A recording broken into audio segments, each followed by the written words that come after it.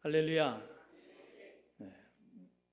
우리가 말씀을 이렇게 강예로 이렇게 하다 보면은 성경 말씀을 쭉 따라가다 보면은 정말 은혜가 되는 구절도 있고요. 또 한참 고민을 해야 되는 구절도 있습니다. 이 말씀을, 이 본문을 가지고 어떻게 우리가 함께 은혜를 나눌 수 있을 것인가, 참 고민스러운 그런 구절들이 있는데요. 오늘 본문이 그런 구절들 중 가운데 하나입니다.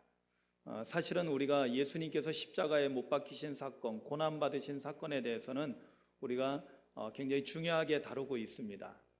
마지막 겟세마네 동산의 기도도 그렇고요. 우리가 지난주에 보았던 베드로의 부인도 우리가 굉장히 중요한 사건으로 이제 저희들이 인식을 하고 말씀도 많이 나누곤 합니다. 그러나 오늘 읽은 본문은 길기는 꽤 깁니다. 누가복음 22장부터 시작해서 22장 끝부분부터 시작해서 23장의 또 25절까지 나아가는 긴 본문입니다. 그러나 그것은 하나의 과정을 이야기할 뿐 그렇게 대단한 사건으로 다뤄지지는 않는 것 같습니다. 만약에 오늘 우리가 읽은 본문을 영화나 드라마로 만들어서 이것을 하나의 장면이 바뀔 때마다 하나씩 바꾼다고 그러면 무려 이 본문은 5번이나 장면을 바꿔야 되는 그런 본문의 내용입니다. 그런데 예수님께서 겟세마네 동산에서 붙잡히시고 난 다음에 이제 예수님은 그 짧은 시간 안에 엄청나게 많은 고난과 또 엄청나게 많은 조롱과 수치와 모욕을 당하시게 됩니다. 그 과정을 오늘 우리는 말씀을 통해서 볼 수 있게 됩니다. 그리고 마침내는 예수님께서 사형 선고를 받게 됩니다. 빌라도에 의해서 십자가 처형이라는 당시에 가장 잔인한 사형 방법으로 사형당하도록 사형 선고를 받고 오늘 본문은 끝나게 됩니다. 여러분, 오늘 장면을 한번 살펴볼까요? 우리가 주님께서 받으신 고난의 과정을 이 재판 과정을 통해서 함께 따라가면서 잠깐 살펴보려고 합니다. 처음에 예수님께서 겟세마네 동산에서 붙잡히셨을 때 처음에 붙잡히셔서 끌려가신 곳이 어디냐면은 대제사장의 집이라고 나와 있습니다. 우리가 이미 보았던 54절 말씀에 보면은 예수를 잡아 끌고 대제사장의 집으로 들어갈 새 베드로가 멀찍이 따라가니라. 지난 주일 말씀 가운데 베드로가 나름대로 노력했어요. 그죠? 멀찍이 따라갔습니다. 어디로 갔어요? 바로 대제사장의 집으로 들어갔다는 사실을 알 수가 있습니다. 근데 거기서 베드로 잠시 지난주에 보았던 말씀대로 초점을 베드로에게로 잠깐 돌렸다가 이제 다시 예수님께로 초점을 돌립니다. 63절부터 보면은 지키는 사람들이 예수를 희롱하고 때리며 그의 눈을 가리며 물어 이르되 선지자 노릇하라, 너를 친 자가 누구냐 하고 이 외에도 많은 말로 욕하더라 라는 짧은 구절이 마지막 부분에 이렇게 붙어 있게 됩니다. 그런데 사실은 이 말씀은 굉장히 중요한 말씀입니다. 왜냐하면 여기에 나오고 있는 예수님을 희롱하고 또 예수님을 때리고 매질하고 그리고 말로써 심하게 욕을 하고 하는 이러한 예수님을 아주 수치스럽게 모욕을 주고 하는 이러한 것이, 이 폭력이 사실은 여기서 끝나는 것이 아니라 예수님이 십자가에서 죽임당할 때까지 이 폭력은 계속되기 때문에 그렇습니다. 그래서 63절에서 65절까지의 말씀은 장차 예수님이 붙잡히셔서 고난받게 될 모든 것들에 대한 내용들을 우리에게 알려주고 있는 것입니다. 첫 번째는 예수님을 희롱하는 것이었습니다. 그렇습니다. 너가 유대인의 왕이냐라고 희롱하기도 하고요. 여기서는 64절에 보면 그들의 눈을 가리고 누가 쿡 찌르면서 누구냐, 우리 왜 옛날에 아이들하고 장난치는 거 있잖아요. 이렇게 목덜미에다가 손가락으로 하나 찍 들고 어떤 손가락으로 찔렀게 이거 맞추는 거 하는 거 있잖아요. 그런데 이거는 재미있는 장난이지만 여기서는 눈을 가리고 예수님을 조롱하는 것입니다. 누가 막대기 같은 것에서 쿡 찔러놓고는 누가 찔렀냐 맞춰봐라, 네가 선지자면 한번 맞춰봐라 라고 조롱을 하는 것이었습니다. 그리고 거기서 끝나지 않고 그들은 예수님을 심지어 랍비라고 불렀던 예수님을 심지어 때리고, 그리고 더 심한 것은 65절에 가면은 많은 말로 욕하더라 그러는데요. 여러분, 이 많은 말로 욕했다라는 것은, 이 말로 욕했다는 것은 이것은 다름 아니라 언어 폭력입니다. 이것도 심각한 폭력이죠. 그런데 결국에는 이 언어 폭력은 어디까지 나가게 되냐면은 예수님을 사형 선고를 내리게까지 하는 데까지 이 언어 폭력은 계속 되어지게 됩니다. 자, 그리고 난 다음에 두 번째 장소로 옮겨지게 됩니다. 66절에 보니까 날이 새니까 백성의 장로들과 곧 대제사장들과 서기관들이 모여서 예수를 그의 공회로 끌고 갑니다. 공회는 유대인들의, 이스라엘 사람들의 공회입니다. 거기서 그들은 먼저 예수님을 일단 자기들 방식으로 재판을 합니다. 그런데 여기에 문제가 있습니다. 이거는 거의 불법 재판이라고 할 수 있을 정도인데요. 뭐냐면 예수님은 이미 죄인으로 그들은 취급을 하면서, 그리고 나서 예수님을 죽일 수 있는 그러한 방도를 찾기 위해서, 증거를 찾기 위한 그러한 재판을 하고 있었다라는 것입니다. 그래서 67절 이하에 보면은 이르되 내가 그리스도이거든 우리에게 말하라. 대답하시되 내가 말할지라도 너희가 믿지 아니할 것이요 내가 물어도 너희가 대답하지 아니할 것이라. 예수님께서는 그들이 믿으려고 자신들의 어떠한 예수님께서 뭐라고 말하는 것을 그것을 들어보고 참작하고 그런가 보다 올바른 재판을 하기 위해서 물어보는 것이 아니라는 것을 알고 있었습니다. 그러면서 오히려 예수님께서는 한 수 더 떠서 이 말씀을 하십니다. 그러나 이제부터는 인자가 하나님의 권능의 우편에 앉아 있으리라. 아멘. 이 말씀은 뭘까요? 예수님은 이제 죽임당하시고 이 땅이 아니라 이제는 죽임당하시고 부활하시고 승천하셔서 하나님 보좌 우편에 있게 될 것까지 이미 주님은 하나님의 뜻이 여기에 있고 하나님의 뜻대로 이루어질 거라는 것을 선포하고 있는 것이었습니다. 여러분, 이 말씀은 꼭 기억해 두셔야 됩니다. 왜냐하면 마지막 결론에 중요하게 우리가 쓰여질 말씀이기 때문에 그렇습니다. 우리가 지난주일 말씀에도 베드로의 이야기에서 우리가 베드로의 실패를 보면서 우리가 거기에서도 깨달았죠. 베드로의 실패가 주는 유익이 뭐라고 했습니까? 영적인 유익이 있다고 했어요. 실패로 끝나면 아무 유익이 없죠. 그러나 베드로가 실패한 데서 우리는 귀한 영적인 유익을 얻게 됩니다. 그것은 뭐냐면 바로 베드로가 자기가 정말로 진실된 마음으로 각오를 했어요. 주님을 끝까지 따라야 되겠다. 옥에 가든지 죽는 데에도 내가 끝까지 따라가겠습니다. 그리고 자기 의지와 각오를 내세웠습니다. 그리고 나름대로 노력했어요. 멀찍이나마 따라갔습니다. 그러나 어떻게 됐어요? 한 여종의 말 한마디에 그의 모든 각오, 그의 모든 노력은 실패로 돌아가게 됩니다. 그리고 3번씩이나 부인하면서 닭 울음소리가 들렸을 때 그는 깨닫게 됩니다. 내 각오, 내 의지, 내 노력 다 헛된 거구나. 아멘. 그리고 또 하나의 유익이 뭐예요? 그래서 자기 부인을 하게 되고, 두 번째로 뭐예요? 내 생각대로 내 의지대로 되는 것이 아니라 이미 주님께서 말씀하신 그대로 이루어지는구나. 할렐루야. 주님께서는 뭐라고 했어요? 베드로가 각오했을 때 아니다, 네가 닭 울기 전에 3번이나 나를 부인할 거다. 여러분, 그때 당시에는요, 베드로는 추워도 그럴 생각이 없었어요. 왜냐? 베드로는 진심으로 예수님을 사랑했고 예수님을 끝까지 따르고 싶은 마음이 있었거든요. 아멘이죠. 여러분, 저는 베드로의 그 심정을 이해합니다. 왜냐하면 제가 목회자의 길로 들어서기 위해서 제 모든 삶을 내려놓고 저는 생명을 바쳐서 주님의 일을 하겠다고 고백하고 왔기 때문에 그렇습니다. 진심입니다. 그러나 분명한 사실은 내 의지가 아무리 진실하고 내 각오가 아무리 대단하다 할지라도 내 뜻대로 되지 않는다는 사실입니다. 그래서 자기 부인이 필요한 것입니다. 내 생각대로 내 의지대로가 아니라 주님 말씀대로 되어져야지 이게 올바른 것이기 때문에, 그리고 실제로 그렇게 되는 것을 보았습니다. 오늘 이 말씀도 마찬가지입니다. 그들이 아무리 곤못을 써서 예수님을 죽이려 하고 거짓 증거를 찾으려고 했지만, 그러나 그것이 중요한 것이 아니라 하나님 아버지의 계획, 하나님 아버지의 뜻, 이것을 예수님은 알고 있었고 그 뜻대로 되어질 거라는 것을 이미 선포하신 것입니다. 그러자 그들은 또 한 가지를 묻습니다. 70절에 그러면 내가 하나님의 아들이냐? 왜? 바로 앞에서 인자가 하나님의 권능의 우편에 앉아 있을 거라고 했거든요. 하나님 우편에 앉아 있다는 것은 하나님의 아들이라는 뜻이거든요. 그러니까 묻는 거예요. 그럼 네가 하나님의 아들이냐? 그러자 예수님께서 대답하십니다. 너희들이 내가 그라고 말하고 있다. 내가 말하고 있는 것이 아니라 너희들이 입에 이미 그렇게 올리고 있다라고 말하고 있습니다. 그러자 그들은 더 어찌 증거를 요구하리요? 이미 충분히 예수님을 죽일 수 있는 증거를 얻었다라고 기뻐하며 그들은 드디어 예수님을 끌고 세 번째 장면으로 옮겨가게 됩니다. 세 번째 장면은 바로 빌라도 총독이 거하는 총독부에 가는 것이었습니다.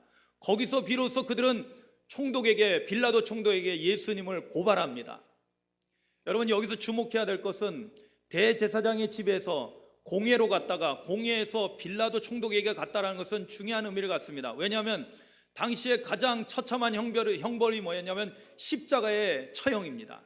십자가에서 처형하는 거예요. 그리고 십자가 처형을 내릴 수 있는 판결권이 있는 곳이 어디냐면 바로 로마의 총독이었던 빌라도 총독이었습니다. 당시 유대인의 총독으로 와 있던 로마 총독 빌라도만이 그에게 십자가 처형권을 가지고 있었기 때문에, 그래서 유대인들은 와서 빌라도에게 예수님을 끌고 와가지고 고발을 하는 것입니다.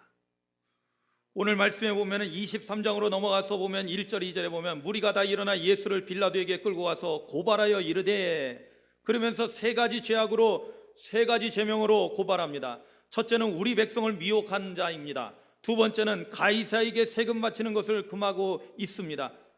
이거는 상당히 심각한 거죠. 왜냐하면 두 번째는 로마에게 반역하고 있고 로마에게 대항을 하고 있다라는 그런 의미로 하고 있는 것입니다. 그러나 우리가 알다시피 예수님은 그런 적이 없었습니다. 가이사의 것은 가이사에게로, 하나님의 것은 하나님께로 돌리라고 했죠. 그리고 세 번째로 그들이 고발하고 있는 내용은 뭐냐면 자칭 유대인의 왕 그리스도라 하더이다 라는 것이었습니다. 자, 이렇게 고발이 내용이 들어왔으니까 나름대로 이제 빌라도는 숙제가 생긴 겁니다. 판결을 내려야 되잖아요. 그죠? 판결을 내려야 됩니다. 첫 번째 판결이 내려집니다. 4절에 빌라도가 대제사장들과 무리에게 이르되 내가 보니 이 사람에게 죄가 없도다 라고 첫 번째 판결을 내립니다. 무죄 판결이죠. 이 사람에게는 십자가 처형을 할 만한 죄가 없다라고 첫 번째 판결을 내리게 됩니다. 그러니까 거기에 모여있던 예수님을 고발하려고 했던 대제사장들의 무리들, 서기관들의 무리들, 바리새인들의 무리들이 더욱 강하게 요구하고 항의합니다. 그러면서 뭐라고 표현하냐면 그가 온 유대에서 가르치고 갈릴리에서부터 시작해서 여기까지 와서 백성을 소동하게 했다라고 말합니다. 이거는 순전히 자기들 방식에서 자기들 입장에서 이야기하고 있는 것입니다. 이때 빌라도에게 딱 들려오는 한 단어가 있었습니다. 그것은 뭐냐면 갈릴리 사람이라는 말이었습니다. 갈릴리.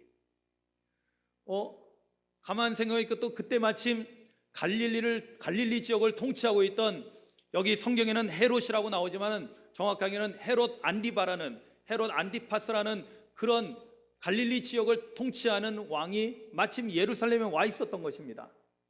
갈릴리 사람 이야기면은 그러면 나는 귀찮으니까 갈릴리를 다스리는 헤롯에게 보내야 되겠다 하고 7절에 보면 헤롯의 관할에 속한 줄 알고 헤롯에게 예수님을 보내버립니다.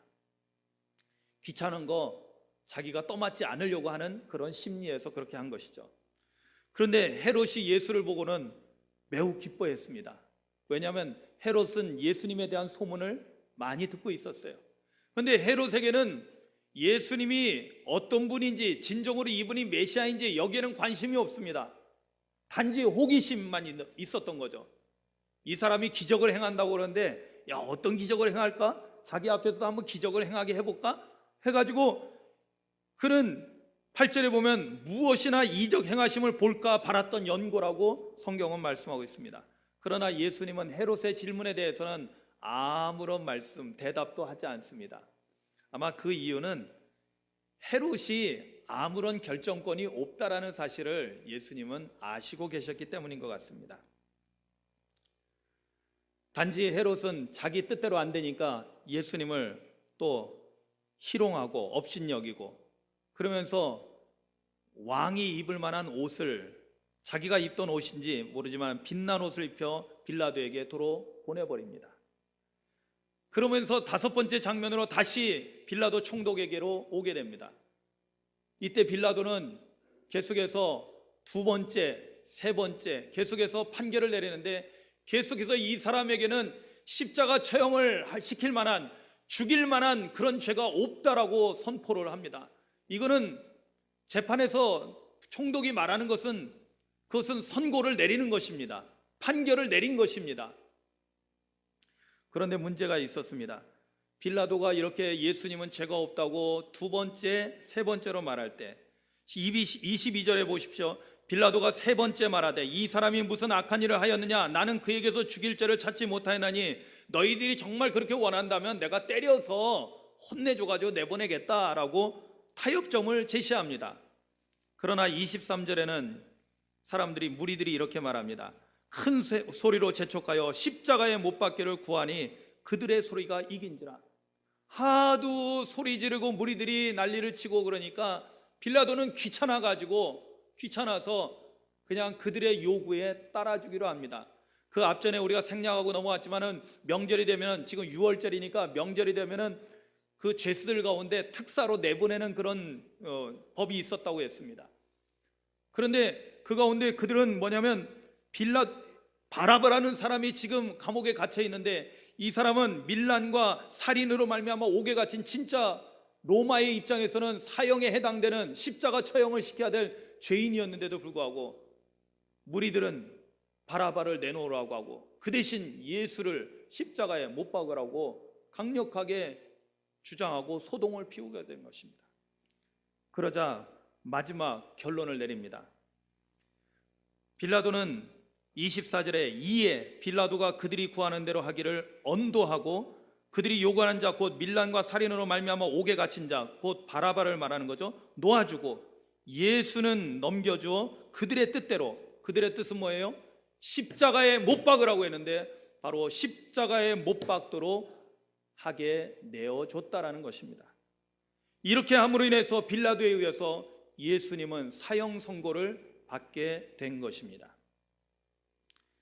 꽤 긴 이야기지만은 오늘 이 말씀을 통해서, 자, 그러면은 이렇게 예수님이 고난받고 조롱당하고 매를 맞고 말로 수많은 언어 폭력을 당하면서, 그리고 마침내는 이렇게 십자가 처형이라는 무시무시한 처형을 당하게 되는 사형 선고를 언도받았을 때, 과연 이것이 주는, 이 고난의 과정이 주는 영적인 의미가 무엇인가를 보는 것이 우리에게 매우 중요한 것입니다.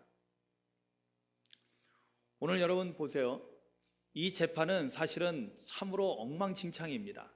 왜냐하면 사형에 대한 권한을 가지고 있는 빌라도는 처음에는 귀찮아가지고 헤롯에게 보냈고요. 헤롯은 뭐 예수님을 처형할 그런 의도도 없고 그저 호기심만 있었는데 그게 뜻대로 안 되니까 다시 빌라도를 보내게 되고, 빌라도는 다시 떠맡아가지고, 그러나 빌라도는 계속해서 첫 번째, 두 번째, 세 번째 계속해서 무죄를 선언합니다. 본인이 내린 선고입니다. 나름 로마의 법정에서 내린 선고입니다. 세 번이나 무죄를 선고했습니다. 그런데 무리들이 하도 극성스럽게 하니 그는 자기가 내렸던 판결을 다 번복하고 예수님을 십자가 처형하도록 사형 선고를 내리게 됩니다. 여러분, 혹 우리가 재판을 아시는 분은 아시겠지만은 재판을 하는 과정에서 그것이 불만족스러우면은 항소를 해가지고 다음 법정에 올라가서, 그거보다 상위 법정에 올라가서 다른 판결을 받을 수는 있습니다. 다른 판사가 또 다른 판결을 내릴 수 있겠죠. 지방법원에서 했던 거 고등법원에 가서, 고등법원에서 했던 걸 대법원에 가서 판결을 낼 때는 뒤집어지는 경우들을 종종 보게 됩니다. 그런데 본인이 내린 결론을 본인이 다시 뒤집는 법은 세상에 없는 것입니다. 이런 재판은 말도 안 되는 재판인 것입니다. 그런데 이렇게 말도 안 되는 불법 재판이라고 말할 수 있는, 스스로 빌라도는 자기 스스로 자기가 불법이라고 인정할 수 있는 그런 재판을 하고 예수님을 결국에는 사형 선고를 내리게 됐던 것입니다. 그리고 나서 우리가 그 마태복음에 보면은 거기에 대해서 마태복음 27장 24절에 보면은 어떤 대목이 나오면 빌라도가 손을 씻습니다. 그리고 이 사람이 죽음으로 해서 흘리는 피에 대해서는 나하고는 아무 상관없다, 너희들이 다 뒤집어 써라 하고는 유대인들에게, 그 무리들에게 돌립니다. 그러자 그 무리들은 그래 우리가 다 뒤집어 쓸게 하면서 그것을 받아들입니다. 참으로 여기서 보면 빌라도는 참 비겁하기 짝이 없고 무책임하기 짝이 없습니다. 여러분 생각해 보세요. 한 사람의 생명에 달린 문제인데 이것을 자기의 올바른 판단은 다 뒤집어 놓고 사람들과 타협하고 있는 것을 보게 됩니다. 여기 이 사형 선고를 내리는, 예수님께서 사형 선고를 받으시는 이 과정에서 우리가 좀 보고 듣고 배우고 깨달아야 될 중요한 것들이 있습니다. 그것은 뭐냐면 첫 번째는 무리들이 지르는 소리에서 우리가 깨닫는 것입니다.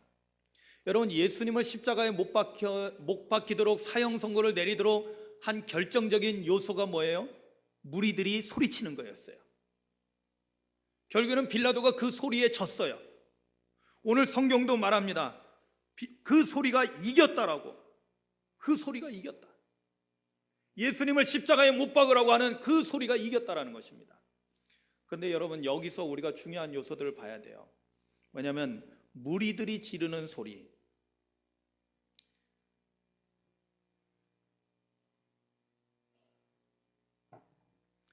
여러분, 무리라는 존재가 무엇일까요?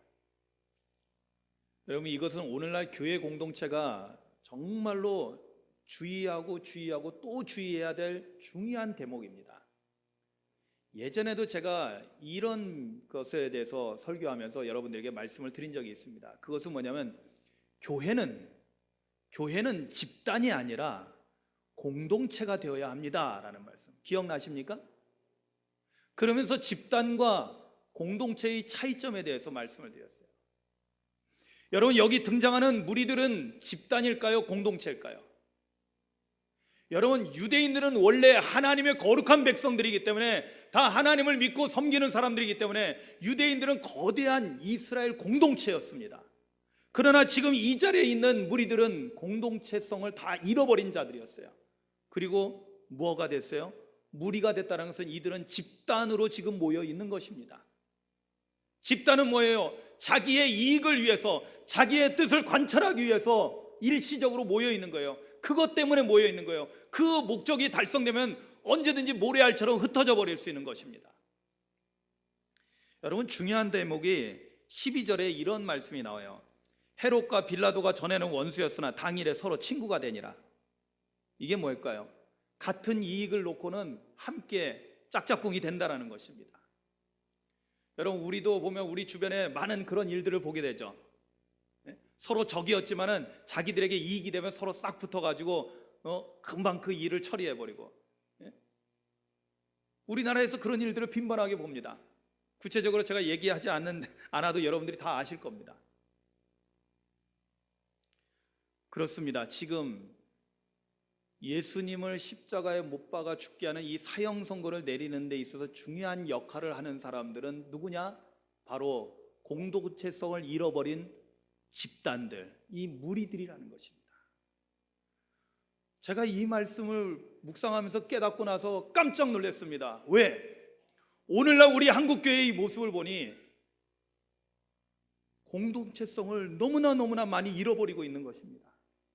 공동체는 생명을 함께 나누는, 삶을 함께 공유하는, 생명을 함께 나누는 사랑의 공동체인 것입니다. 여러분, 교회의 본질은 바로 우리가 공동체성을 이루는 겁니다. 여러분, 지금 우리가 드리는 이 오전 11시 예배를 정확한 명칭이 뭘까요? 주일 오전 예배? 그런 주일 오후 예배도 있고 주일 저녁 예배도 있고, 그런데 단지 그걸로 우리가 이 예배의 성격을 정확하게 표현할 수 있을까요? 시간이, 여러분, 우리 그 주보에 보면 주일 공동 예배라고 제가 표현을 써놨습니다. 더 정확하게 표현하면 주일 공동체 예배입니다. 주일 공동체 예배. 여러분, 그리스도의 몸된 교회에 있는 모든 주님의 백성들은 이 시간에 다 같이, 비록 장소는 여기서는 우리 오상교회에서, 저 옆에서는 망월교회도 있고 또 성은교회도 있고 산악교회도 있고 내각교회도 있고, 그런데 떨어져 있지만 다 같이 우리는 주님의 몸된 교회의 한 지체로서 함께 모여서 공동체 예배를 드리는 것입니다. 그래서 정확한 명칭은 주일 공동체 예배예요. 우리가 공동체로서 모여서 예배를 하는 거예요. 그렇기 때문에 제가 왜 식사를 강조하는지 아세요? 여러분, 초대교회 때 공동체 예배는 어디까지 되냐면은 처음에 1부가 말씀 예배, 2부가 성찬 예배, 3부는 아가페라는 정확한 명칭을 가진 애찬이었습니다. 함께 공동 식사를 하는 거예요. 밥 먹는 거 너무나 중요한 겁니다. 왜냐하면 우리는 한 공동체고 한 식구고, 아멘이죠. 그래서 이 공동체 의식을 갖는 거예요. 그런데 오늘날 공동체 의식을 갖기 어려워지는 여러 가지 요소들이 있는데, 그 중에 하나가 너무나 교회가 커지고 부해지는 것도 한 요소 중에 하나입니다. 이것을, 영적인 것들을 우리가 본질을 보면은, 우리가 공동체에서 집단으로 바뀌는 순간 교회는 여러 가지 많은 도전과 위협을 받을 수밖에 없다는 것을 우리가 깨달아야 된다는 거예요. 왜? 자칫 잘못하면 이익 집단이 되는 거예요. 자칫 잘못하면 하나의 압력 집단이 되는 것입니다. 집단이 되는 거예요, 공동체가 아니라. 그리고 나서 거기서 어떤 일이 일어납니까? 거기서 무리들이 함께 한 목소리로 소리를 지릅니다. 자신들의 이익을 관철하기 위해서, 자신의 뜻을 관철하기 위해서. 이게 하나님의 뜻이건 뭐건 상관없습니다. 이들은 무조건 자신들의 뜻을 관철시키려고 합니다. 그리고 그들은 큰 소리를 내기 시작합니다. 여기저기서 일제히 소리를 지릅니다. 여러분, 무리가 돼서 소리를 지르는 것이 뭔지 아세요? 그것은 말 그대로 언어 폭력이 되는 것입니다. 여러분, 사람을 꼭 손으로 때려야만이, 발로 차야만이 폭력이 아닙니다. 여러분 아시잖아요. 사람이 차라리 손으로 때리는 것은 아픈 데가 맞아서 아프고, 그리고 그것이 좀 지나면 낫겠지만은, 말로 주는 폭력은요, 아주 심장 깊숙이 우리 안에 씻을 수 없는 상처를 주게 되고, 오늘 예수님 사건을 통해서 우리가 알 수 있는 것은 이들의 언어 폭력이, 이 무리들 집단들의 언어 폭력이 결국에는 예수님을 사형에 이르게 했다라는 것입니다.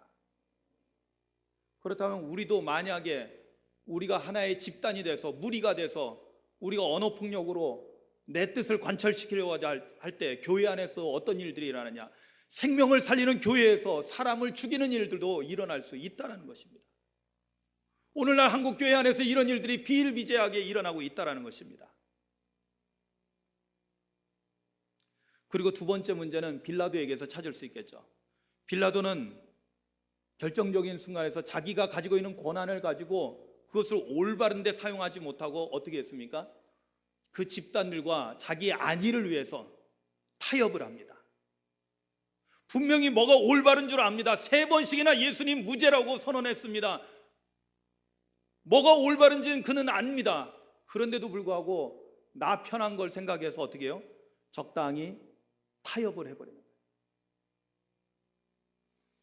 여러분, 신앙생활하면서 한번 여러분들 자신들을 성찰해 보시기 바랍니다.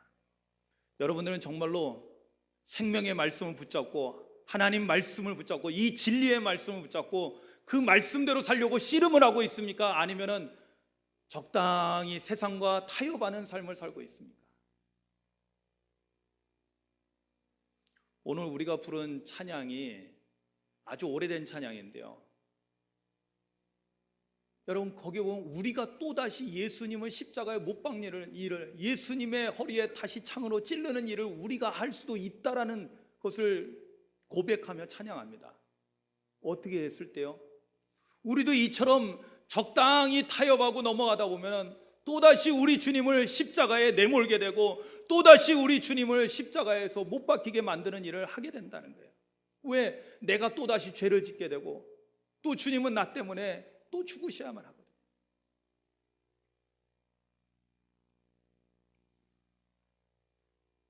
신앙생활 하다 보면은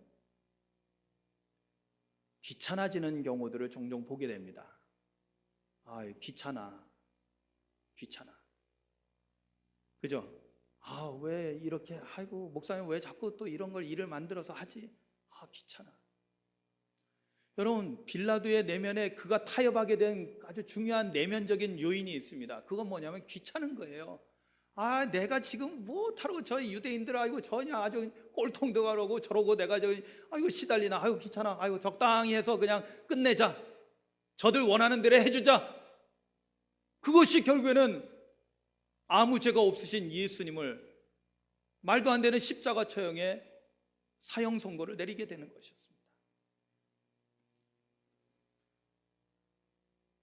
여러분, 그래서 우리가 영적으로 깨어있는 사람들은요, 나의 안일함을, 나의 안위함, 내가 편안하려고 하는 것에 대해서 경계를 하실 줄 아셔야 돼요.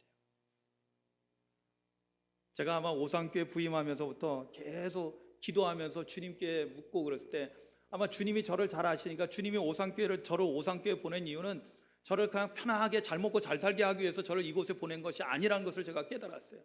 그럼 내가 해야 될 일이 뭔가를 제가 찾고 그 일을 행해서 나가면서, 우리 장로님이 3번이나 건축했다고 그러는데 건축은 아니고 그 공사죠. 3번의 공사. 그렇죠. 그것도 크게 말하면 건축 안에 들어가는데, 근데 따지고 보면 5번을 한 거예요. 앞에 있는 건물을 헐고, 그리고 우리 교회 본당을 3번에 나눠서 레노베이션, 우리는 리모델링이라고 하는데 원래 영어로는 레노베이션을 하고요.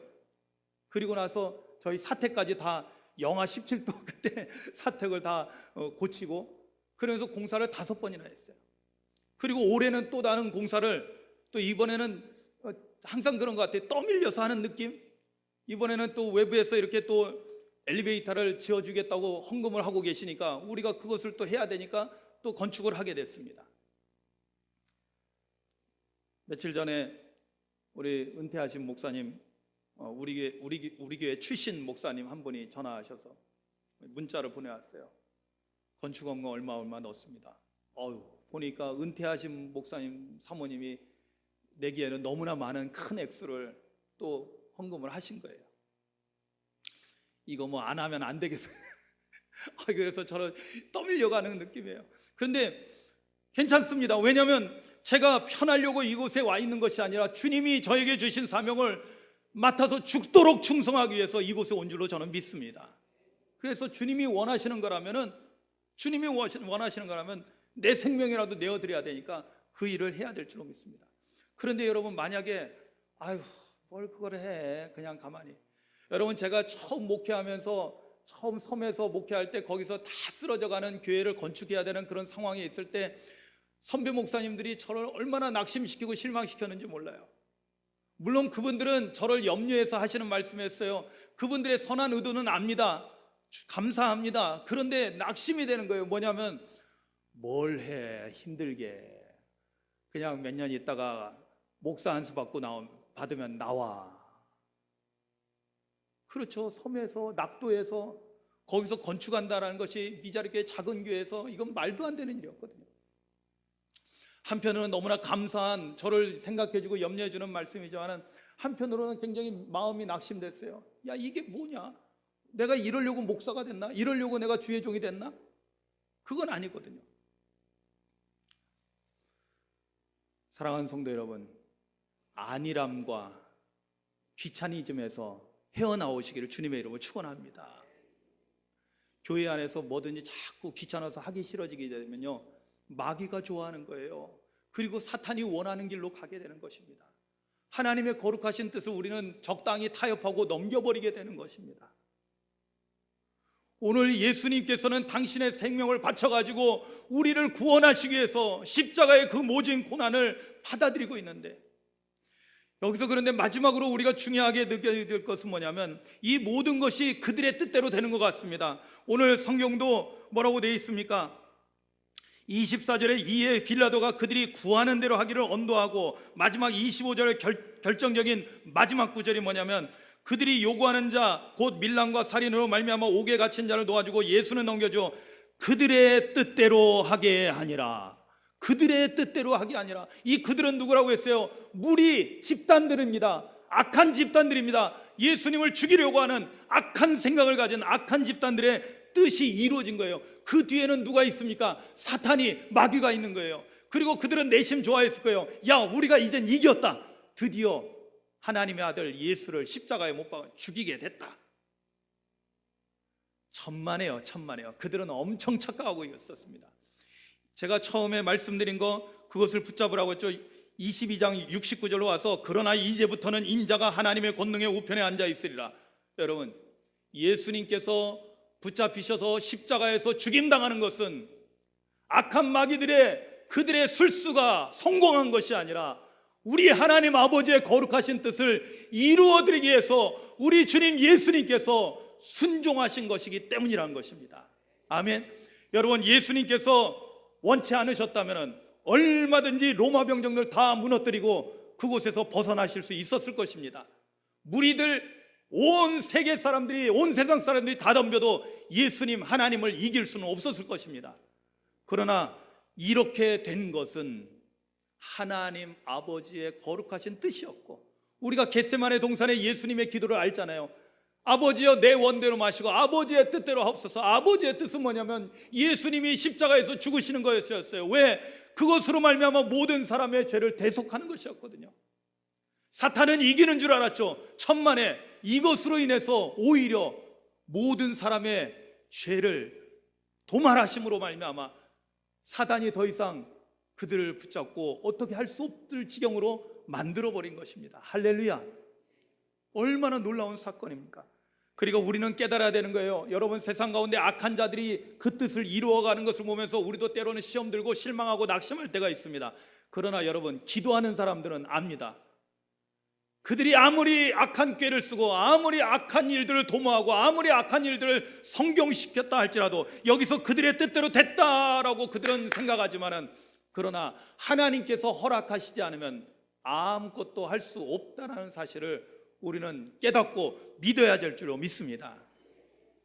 하나님 아버지의 뜻대로 되는 거예요. 예수님은 그 아버지의 뜻에 순종했기 때문에 십자가에 죽기까지 순종하신 겁니다. 그렇다면 여러분 아셔야 돼요. 결국에는 베드로의 실패에서도 우리가 배웠듯이 결국에는 주님 말씀대로 되어지거든요. 아멘이죠. 주님 뜻대로 되어지잖아요.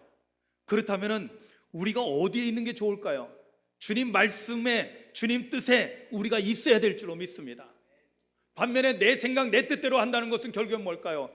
그것은 결국에는 사단의 유혹에 걸려 넘어가고 악한 무리가 되는 것입니다. 하나님을 대적하는 무리가 돼서 결국에는 심판받고 멸망하는 자가 된다는 것을 깨닫기를 주님의 이름으로 축원합니다.